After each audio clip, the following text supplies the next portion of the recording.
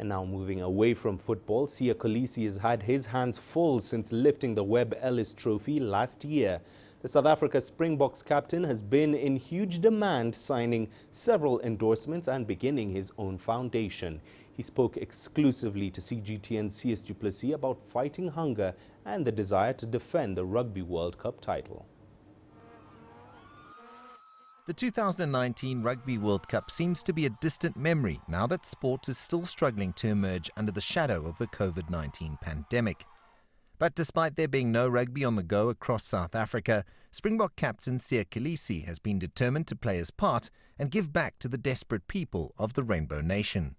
It is my responsibility to do that because I also received a lot of help from my community and the people around me, and I think if I didn't make it in rugby, I probably would have received one of the food parcels that we give to the people, and that's why I think I got given the platform, I got blessed with the platform, so I could make that difference. Siya, what motivates you now that you've won rugby's biggest prize? There's so much need in this world, as you can see right now what's going on, and since I've been traveling around South Africa with the foundation, I've seen how people are living and struggling, and that's one of the things that I would love to make a difference in.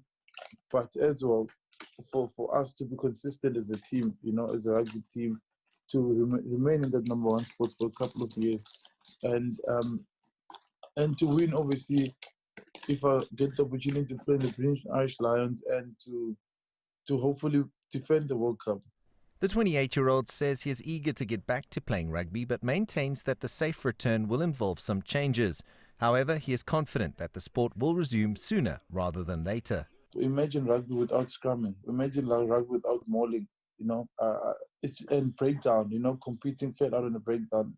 It's going to be a different game. But I think if we get quarantined and everybody is clear and everybody is fit and safe, I'm sure that the rules won't change too much.